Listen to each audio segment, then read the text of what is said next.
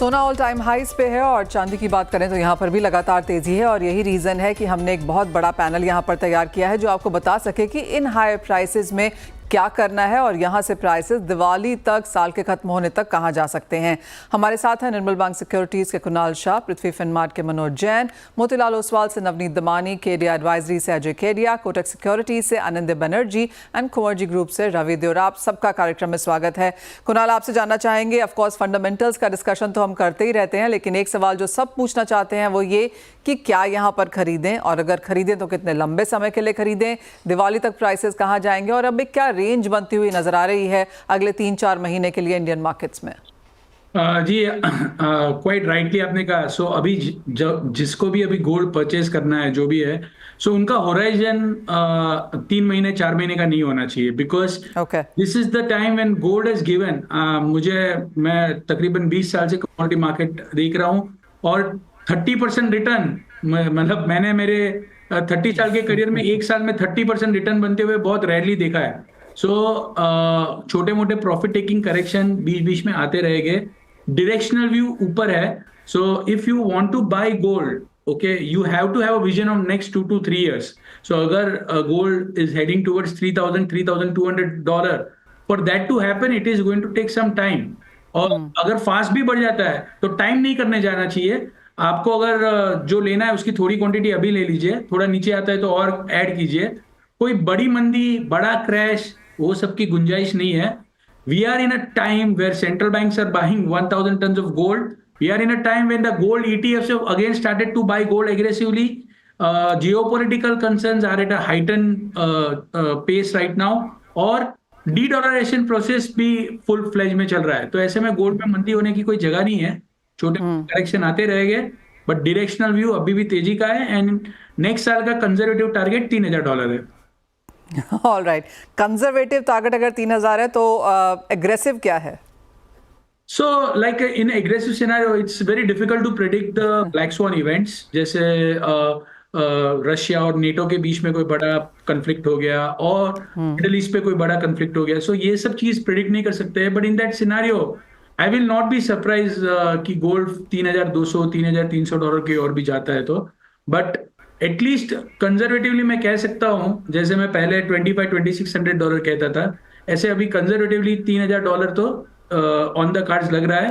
US rate cut cycle, heightened geopolitics, central bank plus ETF both are buying gold. और central bank के लिए $2600 है तो gold नहीं बाई करेंगे ऐसा नहीं है। आज सेंट्रल बैंक को डाइवर्सिफाई करना है अपना रिजर्व, तो गोल्ड के सिवा कोई विकल्प नहीं है। Central banks are not buying bitcoin, central banks are not buying going to buy US bonds. So क्या खरीदेंगे वो? सो द डी-डॉलराइजेशन प्रोसेस के कारण सब इमर्जिंग मार्केट की सेंट्रल बैंक्स और even to the tune of Russia है या दूसरे कॉन्टिनेंट से, इवन डेवलप मार्केट की सेंट्रल बैंक से, डाइवर्सिफिकेशन के लिए गोल्ड से बेहतर विकल्प ये रेट में भी कोई है नहीं सेंट्रल बैंक्स के पास। So we are still upbeat. Time मत करने जाइए मार्केट को, और 3 महीने के होराइजन से तो प्लीज बाय मत कीजिए। राइट, तो कम से कम एक साल का व्यू यहाँ पर रखिए और आपको बता दें कि इस साल में 28% की तेजी सोने ने दिखाई है। 2010 के बाद इतनी बड़ी तेजी एक साल में इस तरह से हमने अब तक आते हुए देखी है। अजय, आपका क्या सेंस है, कहाँ जाता हुआ आप देखते हैं आपके गोल्ड टारगेट्स को, कंजर्वेटिवली, एग्रेसिवली भारतीय बाजारों में? अगर अगले एक साल की भी बात यहाँ पर की जाए तो आपके टारगेट्स क्या हैं? वेरी गुड इवनिंग ममता जी।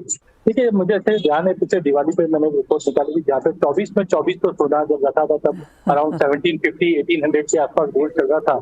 तब भी ऐसा 24 तो होगा क्या, तो मैंने क्वेश्चन मार्क लगाया था। बट अभी जिस ढंग से जो की इफेक्ट कुणाल ने भी बताया है, वो मुझे लगता है सारे फैक्टरिंग हो चुके हैं और अभी भी होना बाकी है। जिस ढंग से हमने पहला रेट का 2020 के बाद देखा है, ये काफी एक एग्रेसिव स्टेप देगा गोल्ड को। और डेफिनेटली मुझे लगता है कि प्राइजेस एज ऑफ नाउ तो 2780-2800 के करीब हम ईयर एंड देख पाएंगे। बट 3000 का लेवल हमें लगता है कि मार्च तक भी दिख जाए तो कोई बड़ी बात नहीं, क्योंकि सेंट्रल बैंक की बाइंग है, ईटीएफ की बाइंग, क्योंकि अब तक हम लोग सोने में निवेश के तौर पे नहीं देखते थे, कंजम्पशन के तौर पे इंडिया देखता था। बट जिस ढंग से ईटीएफ लॉन्च होने के बाद जो बाइंग लौटी है, वो मुझे लगता है एक नए आयाम पे गोल्ड को ले जाएगी। तो डेफिनेटली मुझे लगता है कि 3000 का लेवल तो मार्च तक आराम से देखने मिल जाएगा, उसके बियॉन्ड भी जाता हुआ दिखाई देगा। एक मैं इंडेक्स की बात करता हूँ बार बार में, जो है S&P 500 वर्सेस GSCI इंडेक्स। तो मुझे लगता है कि अभी भी कमोडिटी की जो रैली है वो बाकी है। हम देख रहे हैं एक एक कमोडिटी में पार्ट बाय पार्ट आता है, उसको लीड करने वाला जो रहता है हमेशा गोल्ड सिल्वर रहता है, और उसी में हम तेजी देख पा रहे हैं। तो डेफिनेटली मार्च तक मुझे लगता है 3,000 आराम से हम क्रॉस कर पाएंगे, और डोमेस्टिक मार्केट पे अराउंड 79-80,000 के करीब हम टच कर सकते हैं। ऑल राइट, 3,000, 79, 80,000 भारतीय बाजारों में अगले साल एक पॉसिबिलिटी होती हुई नजर आएगी। नवनीत, आपकी क्या सेंस है? आप भी इक्वली यहाँ पर बुलिश हैं, और आपका एक इंपॉर्टेंट यहाँ पर सपोर्टिंग फंडामेंटल्स क्या होगा खरीदने के लिए? नवनीत, आपको आवाज आ रही है? नवनीत से शायद संपर्क नहीं है। मनोज जी, आपके क्या सेंस है?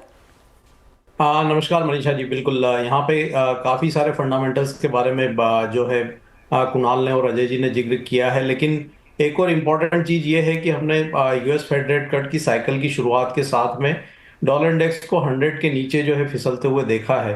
तो ग्रेजुअली जैसे जैसे रेट कट होगा डॉलर में और यहाँ पे कमजोरी देखने को मिलेगी, और कहीं ना कहीं वो सोने के लिए एक बड़ा जो है ट्रिगर का काम करेगा। तो हमारा मानना है कि नेक्स्ट 1 ईयर में जो है $3,000 यहाँ पे एक बार कंजर्वेटिवली जो है टारगेट बन सकता है इंटरनेशनल मार्केट में, और एग्रेसिव अगर बात करें तो 3200 3250 ये भी देखने को मिल सकते हैं। भारतीय बाजारों में हमारा मानना है कि 80,000 प्लस के जो स्तर है वो यहाँ देखने को मिलेंगे कंजर्वेटिवली, और एग्रेसिवली अगर हम बात करें तो 85,000 तक के स्तर भी जो है देखने को मिल सकते हैं।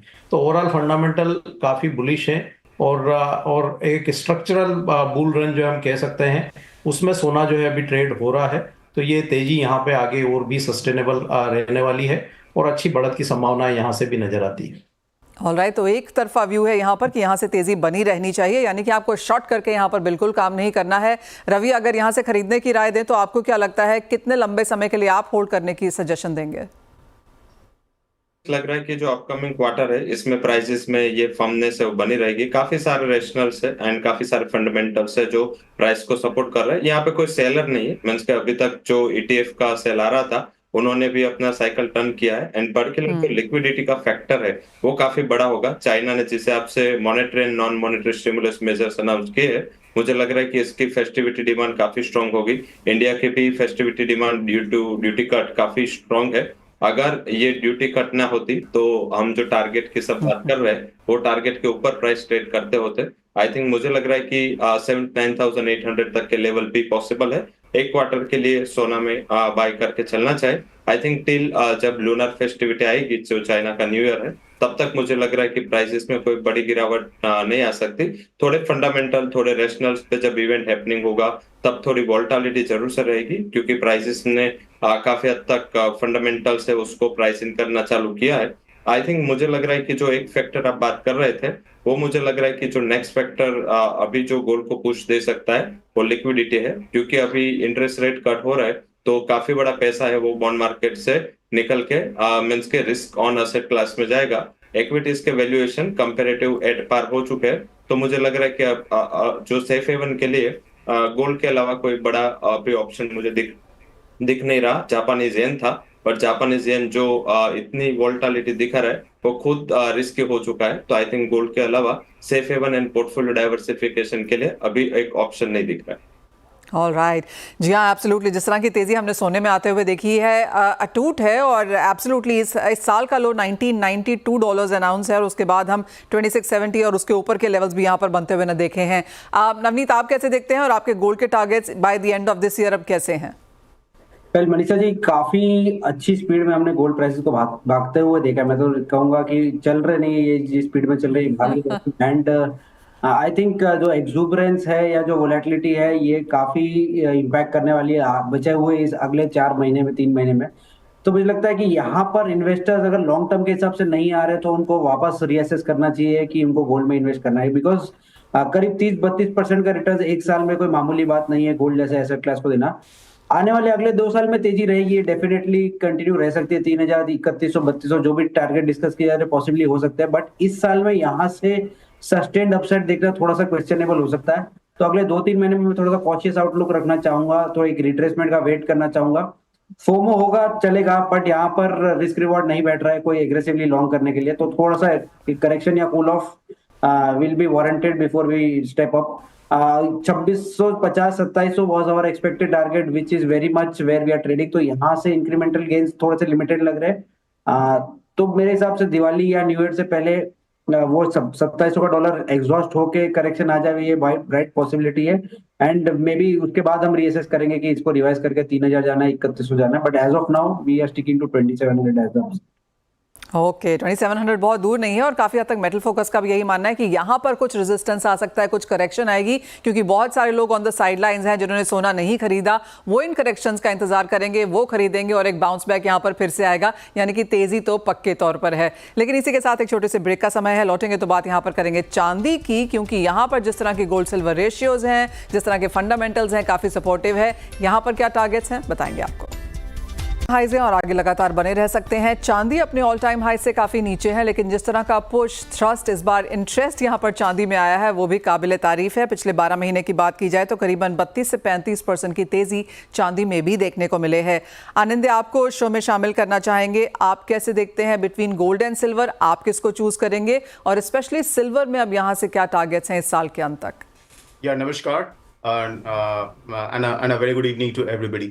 देखिए, हम लोग चांदी पे ज़्यादा बुलिश है क्योंकि गोल्ड सिल्वर जो रेशियो है 83.5 के आसपास वो काफ़ी ओवर वैल्यूड है, क्योंकि जो थीम गोल्ड पे है वही सेम थीम चांदी में भी है। उसके साथ जो इंडस्ट्रियल जो डिमांड का एक फैक्टर है, क्योंकि जो ईवी सेक्टर है, जो टेक्नोलॉजी सेक्टर है, उससे जो डिमांड आने के और गुंजाइश है, उसके कारण चांदी में हो सकता है we can see much high levels year end तक $34-35, क्योंकि नियर टर्म में सिर्फ एक ही कंसर्न है चांदी और सोने के लिए, वो है कि जो पोजीशनिंग है कॉमेक्स में वो 18 साल का हाईएस्ट लेवल पे है, स्पेकुलेटिव पोजीशनिंग, मतलब जो नेट लॉन्ग्स है, तो वो थोड़ा सा कंसर्निंग है। उसके लिए हो सकता है कि थोड़ा सा स्लो डाउन हो पेस अभी, बट ओवरऑल अगर हम लोग 12 से 18 मंथ्स का व्यू ले तो चांदी में हो सकता है we can see $45, $46 and eventually we expect जो $50 का एक पड़ाव है जो हंट ब्रदर्स के टाइम 1980s में एक बार टेस्ट हुआ था और फिर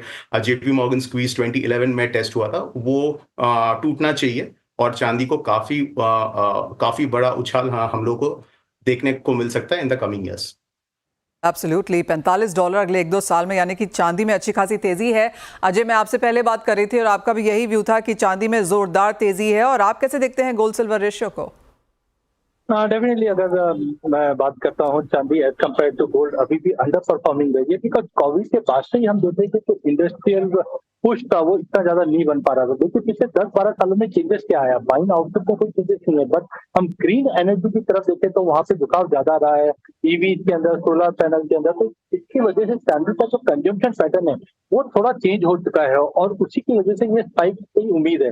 नो डाउट अब जाके रेट कट जो अनाउंसमेंट हुए ये कहीं ना कहीं इकोनॉमी को एक बूस्ट करेंगे, इंडस्ट्रियल डिमांड को बूस्ट करेगा। चाइना भी 1 ट्रिलियन युआन का रेट कट करेंगे, तो चाइना और India one of the biggest buyer है। तो मुझे लगता है ये सबके चलते रेशियो में ड्रॉप देखने लगे।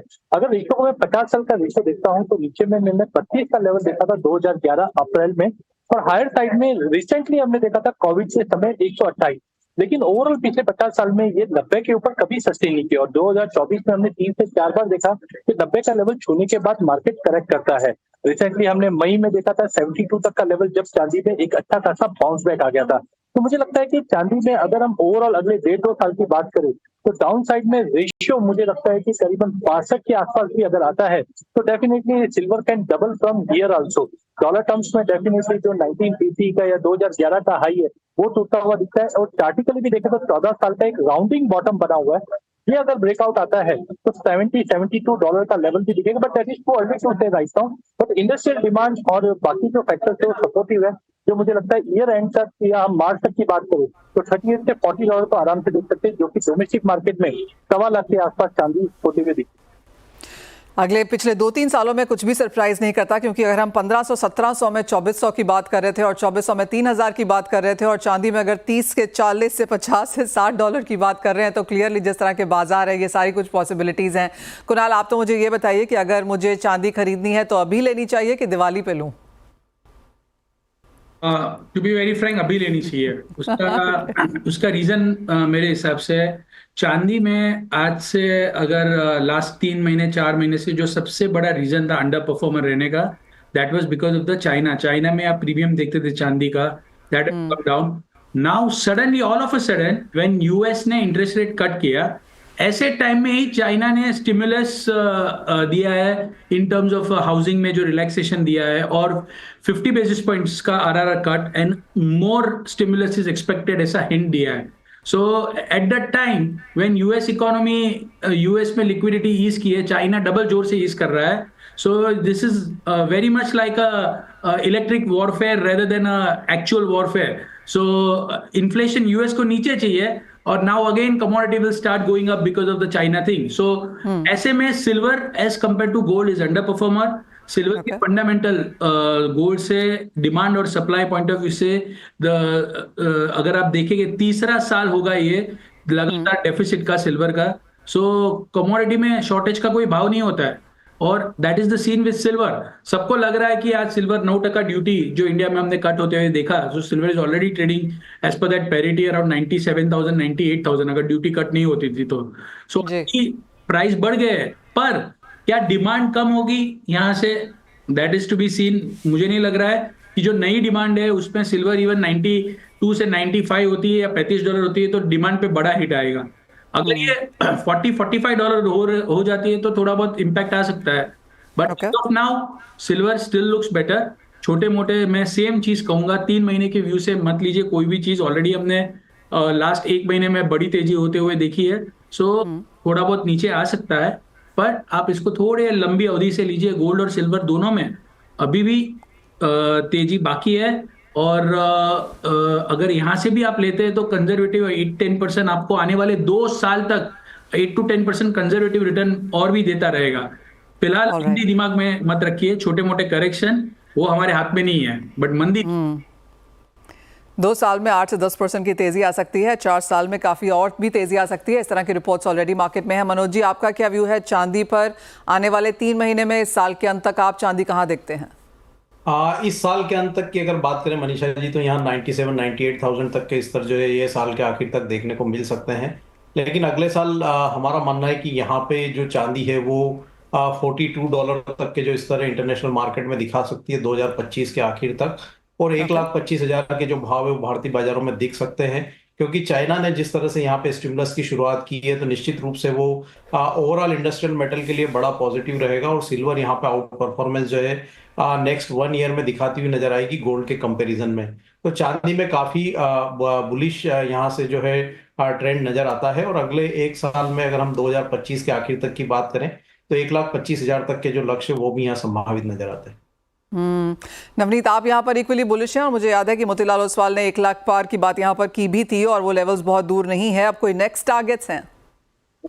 हमने टारगेट रिवाइज करके 1 लाख की जगह 1,25,000 कर दिया था कुछ दिनों पहले, एंड अगर 9% का ड्यूटी कट नहीं हुआ होता मनीषा जी, तो आज हम जब हो गए होते 1 लाख के ऊपर होते। बट चांदी का तो खैर हमने काफी, आई थिंक सभी लोग बुलिश है, एंड सबका अलग अलग व्यू है कि अगले 1 साल 2 साल के पर्सपेक्टिव से $30-40-50 तक भी जा सकता है। बट हमारा स्ट्रॉन्ग स्टैंड पॉइंट है कि $40 के आसपास हम चांदी को देखते हैं। इंडस्ट्रियल डिमांड के ऊपर डिस्कशन हो चुका है, एंड चाइना की रिकवरी के ऊपर भी काफी दिनों से डिस्कशन है। बट अब जो स्टांस चाइना ले रहा है वो ऐसा लग रहा है कि this could be the biggest stance that they have taken in the last 9 months, और यहाँ पे जो स्टिमुलस अनाउंस होगा आने वाले दिनों में वो एक इंडस्ट्रियल मेटल को बड़ा थ्रस्ट प्रोवाइड कर देगा, which could be beneficial for silver as well. तो गोल्ड तो अपनी लाइफ टाइम हाई पे ट्रेड होते हुए देखा ही है, दूर नहीं रहेगा वो दिन जब चांदी भी ऑलमोस्ट लाइफ टाइम हाई के आसपास होगा। तो इन ऑल 1,20,000 1,25,000 के व्यू को मेंटेन करते हुए यहाँ पे कोई भी रीजनेबल फॉल आए तो आपको चांदी एक्यूमुलेट करने की सलाह रहेगी। साल के एंड तक हम देखते हैं $34-34.5 का target, which will be around 105-110 levels, but eventually 1,25 is the stand point that we have. Alright Ravi, आपको सोने चांदी में कुछ चूज करना हो तो कहाँ करेंगे, और अगर आपके पास 100% यहाँ पर पैसे हैं तो कैसे इसको डिवाइड करेंगे गोल्ड एंड सिल्वर में? सिल्वर ऑलवेज प्रिफर्ड पिक रहता है पर्टिकुलर। इसमें एक बड़ा फैक्टर है वो है डेफिसिट। गोल्ड कभी भी डेफिसिट में नहीं जाता, सप्लाई वहां पे कहीं से भी आ जाती है, या तो सेंट्रल बैंकर से या प्रोडक्शन से। बट चांदी में लास्ट ईयर भी 17% की डेफिसिट बढ़ी थी और ये लगातार बढ़ रही है। एंड सेकंड जो चीज चांदी में है वो है कि उसकी डिमांड है वो 9% से बढ़ी है, उसके सामने उसकी सप्लाई 1% गिरी थी। एडिशनली फैक्टर है चाइना का जो डेटा है, चाइना के अगर ट्रेड डेटा देखे आप, लगातार चाइना का ट्रेड में दूसरे इंपोर्ट में वोलेटिलिटी है, हालांकि उसके सिल्वर इंपोर्ट लगातार पॉजिटिव रहे। तो मुझे लग रहा है कि वो एक फैक्टर भी है। चाइना ने अच्छा स्टिमुलस भी अनाउंस किया है, आगे जाके वो इंडस्ट्रियल एक्टिविटीज को बूस्ट देने में कारगर साबित हो सकता है, क्योंकि 2020 के बाद ये जो monetary plus non monetary stimulus है सबसे बड़ा है। तो मुझे लग रहा है कि ये सिल्वर को शॉर्ट टर्म में बूस्ट करेगा। मुझे लग रहा है कि सिल्वर प्रेफर करना चाहिए पोर्टफोलियो में। अभी मैं मींस के 60% सिल्वर 40% गोल्ड, ऐसे पोर्टफोलियो का कॉम्बिनेशन एक क्वार्टर के लिए वर्कआउट कर सकता है। लेवल स्पेसिफिक मुझे लग रहा है 99,200 ये क्वार्टर में, और ओवरऑल 1,10,000 तक के लेवल आपको दो क्वार्टर मींस के जून 2025 के पहले दिखने को मिल सकते हैं। ऑलराइट, इस पूरे डिस्कशन से मुझे दो ही चीज़ें समझ में आ रही हैं कि चांदी $40 तक जा सकती है आने वाले साल 2 साल में, और जहां तक सोने की बात है वो 3,000 आपको यहां पर जल्दी दिखा सकता है। और लॉन्ग टर्म व्यू लेके चलिए, सोने और चांदी दोनों में यहां पर निवेश करिए, और ये समय सबसे बेहतरीन है खरीदने के लिए। इंतजार ना करें, क्योंकि आगे जाकर प्राइसेस और भी यहां पर चढ़ सकते हैं। आप सभी का बहुत शुक्रिया हमारे साथ आज यहां पर CNBC आवाज़ पर जुड़ने के लिए, अपने सेंस देने के लिए, अपनी स्ट्रैटेजीज हमारे दर्शकों से शेयर करने के लिए, स्पेशली फेस्टिवल सीजन के चलते यहां पर उनकी मदद भी करने के लिए। बल इसी के साथ एक ब्रेक का समय है, जब लौटेंगे तो लेकर आएंगे आवाज़ समाचार।